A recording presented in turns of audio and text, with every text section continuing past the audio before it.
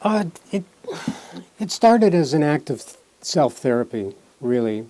Um, I found that I had reached over half a century of life, and and that I was still, in spite of the fact that I have a perfect career doing something I really love to do, um, a wonderful home, a wonderful, wonderful marriage, friendship, and in spite of all of these things, I was having dreams and sometimes anxieties and exhibiting a kind of erratic behavior that showed quite clearly that I was still, on some level, a troubled lad of 14 or even younger.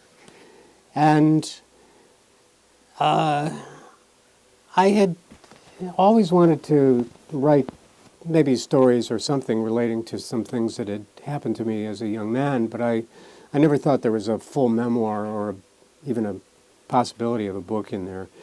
But I did have this need to go back and to see my youth again. What I really wanted was I really wanted to go back into psychoanalysis. I had had a wonderful analyst, he's in the book, for 12 years when I was a young man, but I wouldn't call it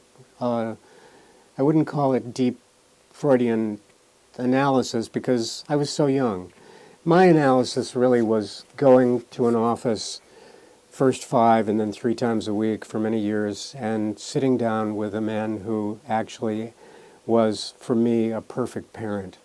Somebody who just allowed me to be myself, who loved me for who I was, and just allowed me, and he really did love me. I think that's why it was so effective. He really cared for me. And because I had no voice, he had to speak for me. So the talking cure, in my case, got reversed. It was the analyst who did all the talking, telling me what was probably, he thought, going on in my mind. And as it turned out many years later, because of the similarities in our experience, he did understand me very, very well. But, being able to sit with somebody and who was patient with me and sympathetic and empathetic and who would allow me to act out my fears and so on, and who didn't despise me for it. And, that's really what saved me as a young man. And I wanted that back. I wanted to do it again. I was, I think, 55, maybe 10 years ago when I first started longing to go back. And I wanted it back fully.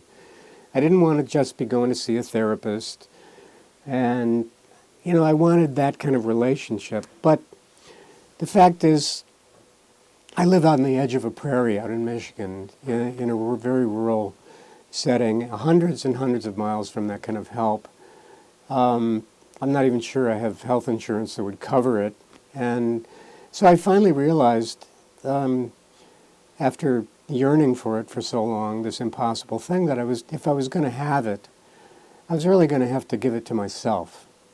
And that's what I did. I started sitting down and first in prose and then later on in pictures, tried to write out what had happened to me as a kid. And I tried to imitate what my old analyst had done for me. I was patient as I worked through all this mess of memories, which of course came back with no, memories aren't chronological. They didn't come back in any logical order. But I just let that happen. I let it flow.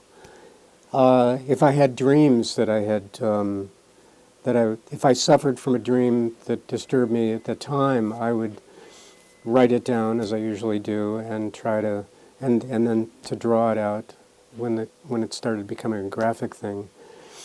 And so I was trying to be like my doctor. I was trying to be patient and sympathetic, and yet not